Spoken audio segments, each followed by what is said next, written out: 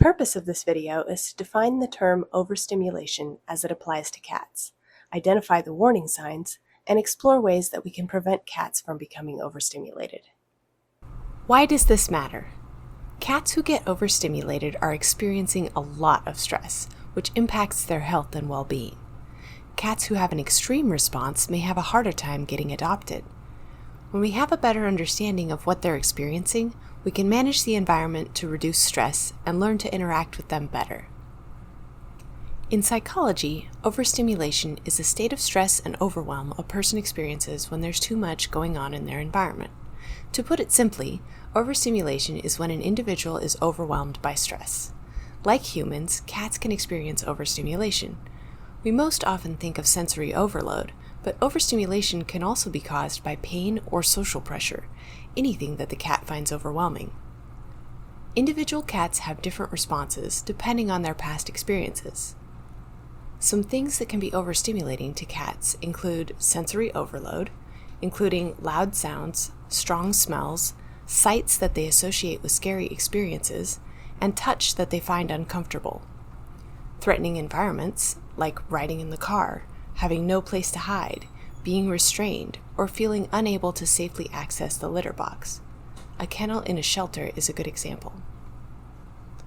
In the shelter, not only is the cat bombarded by different sensory experiences, like the smell of cleaning chemicals and the sounds of people talking, but they can't escape and they have no place to hide. They don't understand what's happening and they have no control. It would be overwhelming for anyone if we were in a similar situation. Finally, social pressure. Can you think of a time when your family wanted you to say hello to your great aunt so-and-so, but you didn't want to because you knew she would just pinch your cheeks and say how much you've grown? Now imagine your great aunt so-and-so is 10 times your size and you aren't given a choice. You have no way to communicate verbally to say no thank you. Like us, cats can experience social pressure, either when strangers approach and try to interact with them, or when other pets aren't respecting their boundaries and giving them personal space. Here are some common warning signs of overstimulation.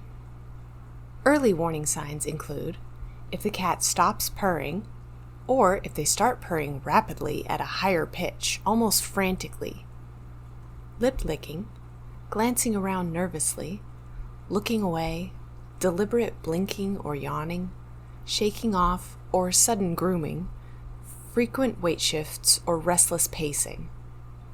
You may have heard the phrase fight or flight. Sometimes freeze and fidget are added.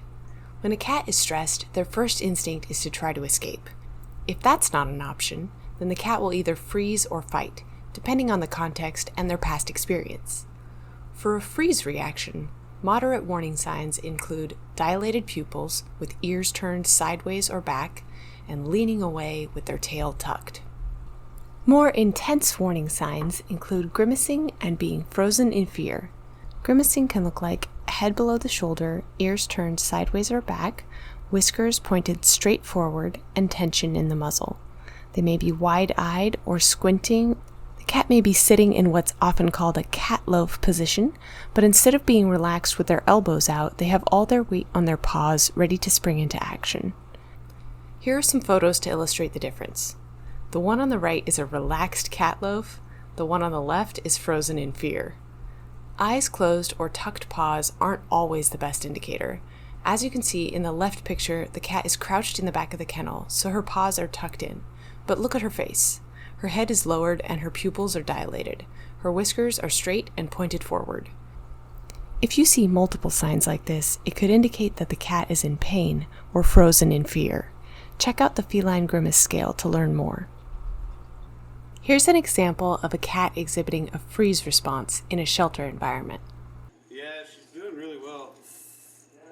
This cat is crouched in the back of her kennel, wide-eyed, licking her lips and trying to avoid touch. Cats that exhibit defensive aggression, a fight reaction, tend to get more attention. Moderate warning signs include twitching skin, a lashing tail, meowing, or lifting a paw. A lashing tail means it's whipping back and forth with quick, jerky movements as opposed to gentle swishing. More intense warning signs include a hard stare with ears and whiskers forward, swatting, and growling, hissing, or yowling. Note that vocalizations like hissing and growling are not aggressive behaviors in and of themselves. They're warnings to say, back off or you leave me no choice, I will defend myself. Here are some videos of cats getting overstimulated in confrontations with other cats. Okay, quick word of warning. If you have pets in the room, you're going to want to put headphones in so they don't have to listen to the sounds of cats screaming at each other. Often conflict between cats is about territory and resources, as seen here. Jasper and Piper are staring at each other, tails lashing. Jasper glances away, then they start to fight. Other times, what starts as play can turn into a fight when one cat gets overstimulated. Julian and Inigo are staring at each other, tails lashing. Inigo licks his lips. Inigo squeaks and Julian gets up. Inigo shakes off. Inigo remains in a defensive posture. Then they start swatting at each other. Jasper and Linus are sitting next to each other, but notice how their ears are turned back. Jasper licks his lips. Linus lashes his tail and looks away. They look at each other briefly. Jasper starts to walk away. Linus approaches Jasper, stiff-legged, ears and whiskers forward. Jasper goes into a defensive posture. They're screaming at each other. That's enough of that. Here are some videos of cats getting overstimulated by touch. This kitty is Wednesday. You can see that in this video. She is trying to avoid the brush. Her tail is lashing back and forth, showing that she is irritated. And when the brushing continues, she rolls over into a defensive posture and tries to go after the brush.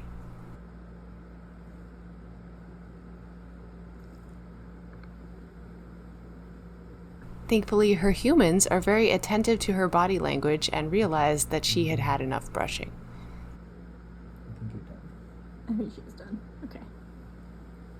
In this video, Baby Kitten gives a meow of warning that she is done being pet along the back. Thank you very much. The human doesn't understand that this is a warning and continues petting.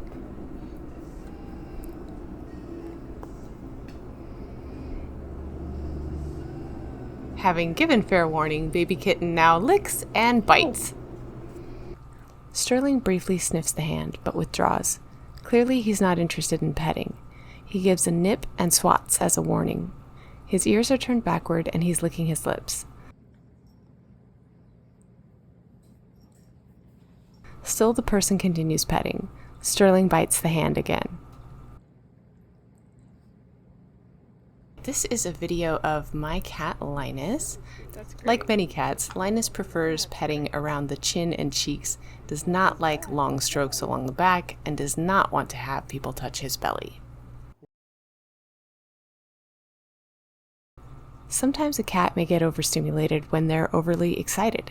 Here, I had just finished a training session with Linus where he got lots of treats.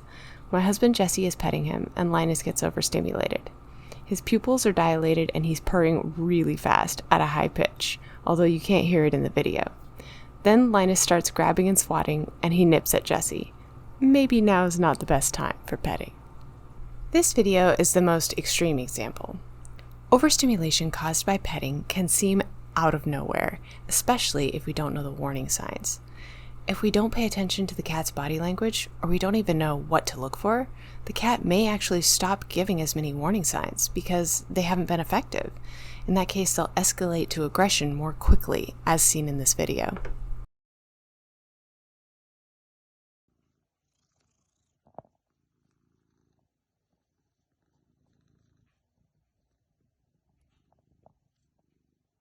Oi!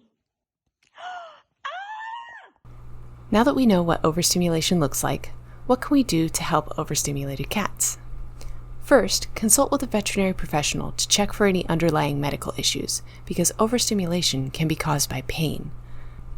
Keep records to help identify triggers. For example, my cat Abby becomes defensively aggressive toward the other cats in the home anytime she sees another cat in our backyard. Arrange the environment to minimize stress and avoid triggers. For Abby, That might mean blocking the view of outside cats. But what about when you can't control exposure to the triggers? We can still manage the environment to reduce stress. Later on, we'll talk about training strategies to help cats cope with stressors you can't control. In a shelter, it can help to reduce lighting, speak quietly, and play soft background music. For shelter cats, one of the best things you can do for them is to get them out of the cage. Kennels aren't an ideal environment for any animal, but it's especially true for cats. It's best to move them to a room or office or foster home whenever possible. Remember the tortoiseshell cat from the start of the video? Here she is once she got settled into a room at the shelter a few days later. As you can see, it makes a world of difference. Make sure the cat has easy access to everything they need: food, water, litter box, beds, hiding spaces, and enrichment items. Cats are hunters by nature, so we want to give them an outlet for physical activity. For example, interactive play or catio access.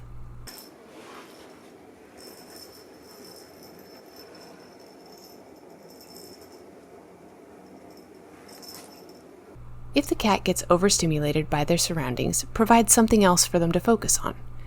There are countless examples, including interactive play, food puzzles, packing paper, tunnels, cat TV or bird feeder outside the window, catnip or cat grass, a new toy, and so much more. You're gonna get them out? Yay. There you go.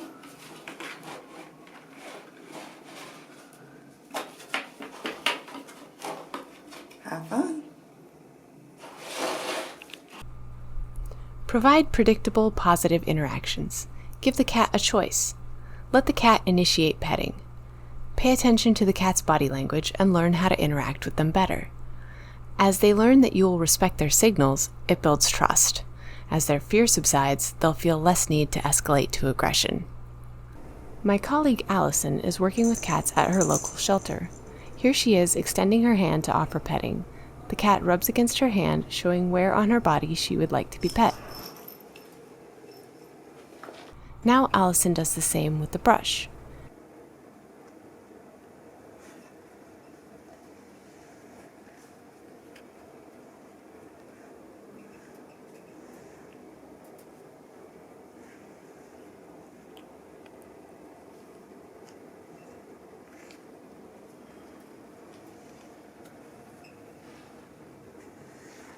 She pays attention to the cat's body language that tells her when the cat has had enough. Let's revisit some of the same cats from earlier in the video. Here's what things look like now that people understand how to interact with them better. Remember Wednesday? Her family worked with me to train Wednesday to get used to brushing. They now know what body language to watch for so she can communicate with them and let them know when she's done. Now Wednesday not only cooperates, but she actively seeks out brushing. And baby kitten? Now that her human family has a better awareness of cat body language and they understand her preferences, they let baby kitten initiate petting. Now she comes and sits on their laps more often. And Linus? Well, I'm pretty sure this video speaks for itself. Yeah. You want any pets? Maybe just a few?